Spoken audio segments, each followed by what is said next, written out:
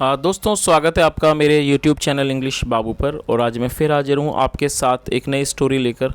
और दोस्तों ये जो स्टोरी है बहुत ही शॉर्ट स्टोरी है, लेकिन इस स्टोरी के अंदर आपको कई सारे नए इंग्लिश के वर्ड मीनिंग सीखने को मिलेंगे। उसके अलावा उनकी करेक्ट प्रोनाउंसिएशन के बारे में पता चलेगा। उसके अलावा जो ट्रांसलेशन का पार्ट है उसको हम बिल्कुल बेसिक में कवर करेंगे। तो चलिए आज की इस स्टोरी को हम शुरू करते हैं। और सबसे पहले कहानी का टाइटल देखते हैं। कहानी का टाइटल है the wolf in sheep's clothing. क्या मतलब हुआ? देखिए, वॉल्फ का मतलब होता है भेड़िया और शीप का मतलब होता है भेड़। और यहाँ एपेस्ट्रॉफी एस का मतलब होता है का के की। जब हम किसी के साथ कुछ जोड़ना चाहते हैं तो एपेस्ट्रॉफी एस का प्रयोग किया जाता है। तो इस लाइन का क्या मतलब हुआ? The wolf in sheep's clothing, मतलब कि भेड़ की खाल में भेड़िया। तो दोस्तों ये इस कहानी का टाइटल है, शीर्षक है। अब मैं इसे पढ़ना शुरू करता हूँ और आपसे रिक्वेस्ट है आप इसे बिल्कुल ध्यान से सुनें ताकि आप इसे बिल्कुल अच्छे से समझ सकें। तो चलिए इसको शुरू करते हैं। और दोस्तों यदि आपको कोई नया वर्ड मिले तो आप उसे नोट भी ज़रूर कर लें। वन डे आ वॉल्फ फाउंड आ sheep स्किन। क्या मतलब हुआ? और दोस्तों ये जो स्टोरी है ये पास्ट इंडेफिनिट में है। और पास्ट इंडेफिनिट में जब भी हम कोई अफर्मेटिव का वाक्य बनाते हैं तो वहाँ वर्ब की सेकंड फॉर्म का ही प्रयोग किया जाता है। तो आप यहाँ देखेंगे कि ज़्यादातर सेकंड फॉर्म का प्रयोग किया गया है क्योंकि ये स्टोरी पास्ट इंडेफिनिट में है। तो क्या मतलब हुआ? वन डे, एक दिन, आ वॉल्फ, एक भेड़िए ने, फाउंड आ शीप स्किन, मतलब एक, और ये फाइंड की सेकंड फॉर्म है फाउंड, इसका मतलब होता है पाना या मिलना। फाउंड आ शीप स्किन मतलब एक दिन एक भेड़िए को भेड़ की खाल मिली या कह सकते हैं पाई। तो इस पूरी लाइन का क्या मतलब हुआ कि एक दिन एक भेड़िए को एक भेड़ की खाल पाई। He covered himself with the sheep skin. क्या मतलब हुआ? कवर का मतलब होता है ढक लेना, किसी चीज़ को ढक लेना, उसे कवर कहा जाता है। तो इस लाइन का क्या मतलब हुआ? ही कवर्ड हिमसेल्फ, उसने खुद को ढक लिया। With the sheep skin, with का मतलब है से, और ये कंजक्शन है। विद का मतलब साथ भी होता है लेकिन यहाँ पर इसका मतलब है से। कई जगहों पर आप देखेंगे कि जो कंजक्शन है उसकी मीनिंग जो है वो चेंज हो जाती है। तो यहाँ पर इसका मतलब है से। तो क्या मतलब हुआ? He covered himself with the sheep skin, उसने खुद को ढक लिया भेड़ की खाल से। And got into, got into का मतलब होता है शामिल हो जाना, चले जाना। एंड गॉट इनटू, ये सेकंड फॉर्म है गेट इनटू का, got into. And got into a flock. क्या मतलब हुआ? और एक फ्लॉक में, फ्लॉक का मतलब होता है झुंड, एक झुंड में घुस गया। ऑफ शीप, भेड़ों के। ग्रेजिंग, जो चर रही थी। इन ए फील्ड, एक खेत में। तो इस पूरी लाइन का क्या मतलब हुआ कि गॉट इनटू अ फ्लॉक मतलब एक झुंड, जो भेड़ों का झुंड था उसमें वो शामिल हो गया। ग्रेजिंग, जो चर रही थी। इन ए फील्ड, एक खेत में। आगे देखिए, ही थॉट। दोस्तों ये शायद प्रॉपर नज़र नहीं आ रहा होगा लेकिन ये ही है और ये भेड़िए के लिए यूज़ हो रहा है ही।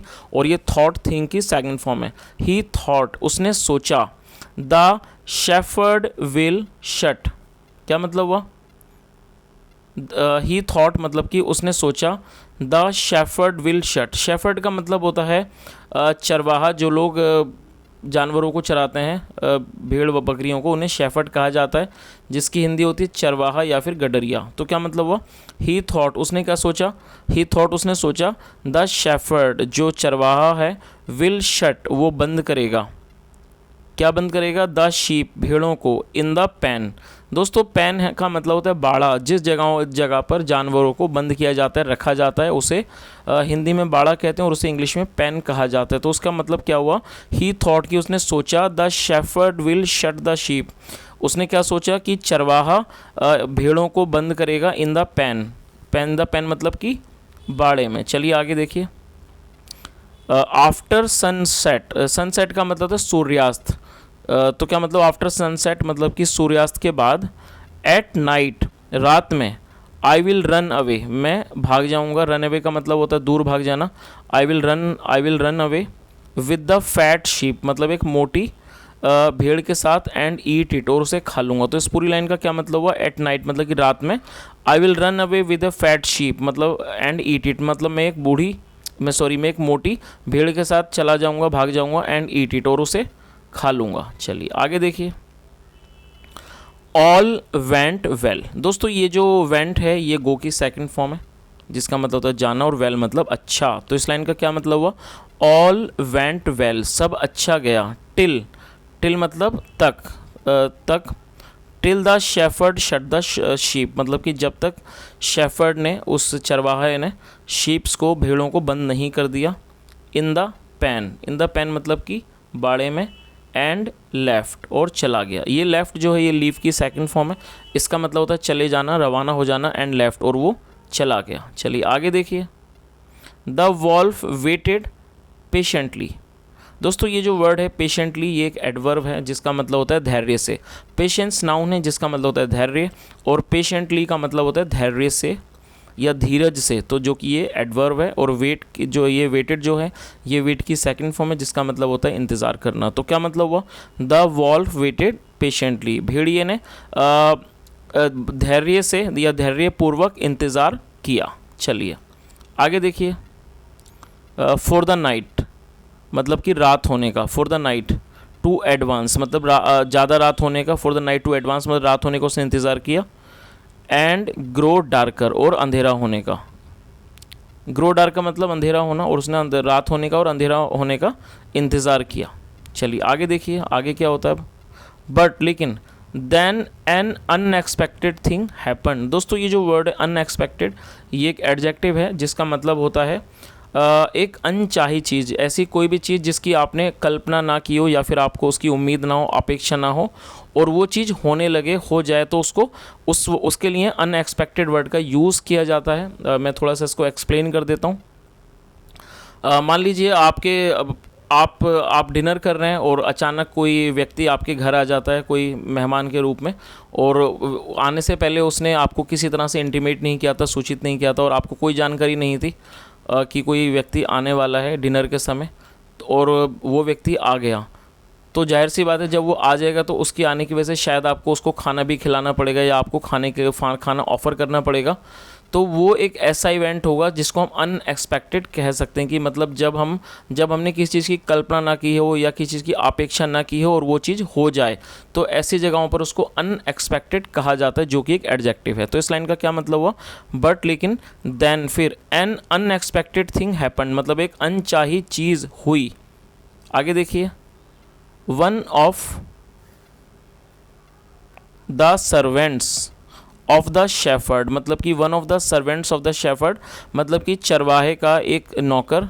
एंटर्ड द पैन, ये एंटर की सेकंड फॉर्म है, इसका मतलब होता है प्रवेश करना। एंटर्ड द पैन, वो उसने बाड़े में प्रवेश किया। चलिए आगे देखते हैं। His master had sent him, क्या मतलब हुआ? दोस्तों यहाँ पर आप देख सकते हैं कि हेड के साथ थर्ड फॉर्म का प्रयोग किया गया है। ये जो सेंट है ये सेंड की थर्ड फॉर्म है, सेंट, जिसका मतलब होता है भेजना। तो आपको इस चीज़ को भी ध्यान में रखना है कि जब हेड के साथ थर्ड फॉर्म का प्रयोग किया जाता है तो वो पास्ट परफेक्ट का वाक्य होता है। और आपको इस रूल को हमेशा ही याद रखना है कि जब भी आप पास्ट परफेक्ट में कोई वाक्य बनाएंगे तो वहाँ पर हेड के साथ हमेशा ही थर्ड फॉर्म का प्रयोग किया जाता है। और पास्ट परफेक्ट में हमारे पास सिर्फ एक ही हेल्पिंग वर्ब होती है, हेड। चाहे वहाँ सब्जेक्ट आपका कोई भी हो तो वहाँ पर आपको हेड लगाना होता है। तो क्या मतलब हुआ? हिज मास्टर, मास्टर का मतलब होता है मालिक, उसके मालिक ने हैड सेंट हिम, उसे भेजा था। टू ब्रिंग, लाने के लिए, ब्रिंग मतलब लाना। अ फैट शीप, एक मोटी शीप को, एक मोटी भेड़ को लाने के लिए भेजा था। चलिए आगे देखिए। फॉर सपर, सपर के लिए। दोस्तों सपर का मतलब होता है शाम का नाश्ता। मतलब इस टाइप का जो स्नैक्स वगैरह या इस टाइप का हल्का फुल्का खाना, नाश्ता जिसे कह सकते हैं, जो कि शाम के समय लिया जाता है, उसे सपर कहा जाता है। तो इसका क्या मतलब है? उसके मालिक ने उसे एक मोटी शीप लाने को कहा था, मोटी भेड़, शाम के नाश्ते के लिए। चलिए आगे देखिए। As luck would have it मतलब कि जैसा मतलब कि भाग्य में लिखा था, भाग्य ने चाहा था। The servant picked up, servant ने पिक किया मतलब उठाया। द वॉल्फ, उस वॉल्फ को।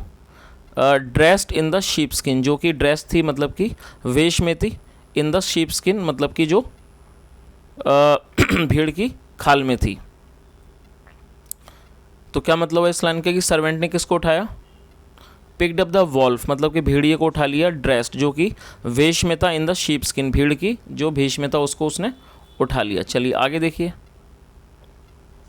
दैट नाइट मतलब कि उस रात।